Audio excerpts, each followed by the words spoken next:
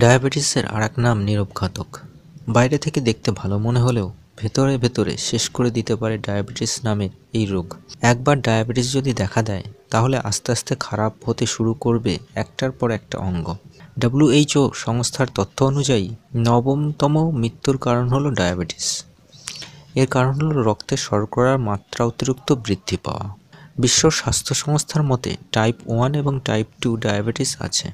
Type 1 ডায়াবেটিসে immune system প্যানক্রিয়াসে insulin উৎপাদনকারী পিটাকোষকে আক্রমণ করে এবং ধ্বংস করে দেয়।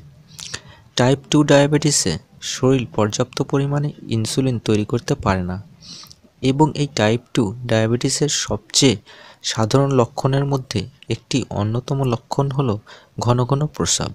ডায়াবেটিস রোগীদের রক্তে অতিরিক্ত গ্লুকোজ তৈরি হয় এবং এই কারণে কিডনি অতিরিক্ত গ্লুকোজ ফিল্টার এবং শোষণ করতে বাধ্য হয়ে থাকে।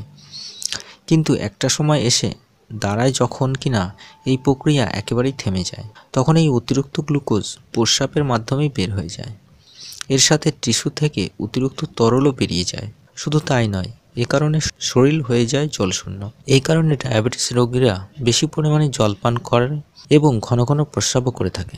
24 ঘন্টায় একজন সুস্থ এবং প্রাপ্তবয়স্ক ব্যক্তির অন্তত দিনে 3 লিটার জল পান করা উচিত। সেই হিসাবে একজন সুস্থ এবং প্রাপ্তবয়স্ক মানুষ 6 থেকে 8 বার প্রস্রাব করাটাই স্বাভাবিক।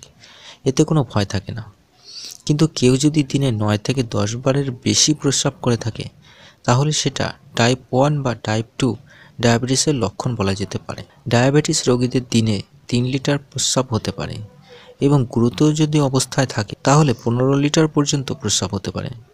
তবে ঘন ঘন প্রস্রাবের মানে এটা নয় যে ডায়াবেটিসই হবে, এমনটা মোটেও নয়। উচ্চ রক্তচাপ, কিডনি অথবা মূত্রাশয়ের সমস্যা থাকলেও বেশি প্রস্রাব হতে পারে। তো বন্ধুরা, ভিডিওটি কেমন লাগলো কমেন্ট বক্সে অবশ্যই লিখে জানাবেন। তাছাড়া আপনার কোনো প্রশ্ন থাকলেও কমেন্ট বক্সে লিখে জানাতে ভুলবেন না। আপনি যদি এখনও আমাদের চ্যানেলটিকে সাবস্ক্রাইব না করে থাকেন তাহলে অবশ্যই চ্যানেলটিকে সাবস্ক্রাইব করে আমাদেরকে সাপোর্ট করবেন। যেতে যেতে ভিডিওটিকে অবশ্যই লাইক করুন এবং শেয়ার করতে ভুলবেন না।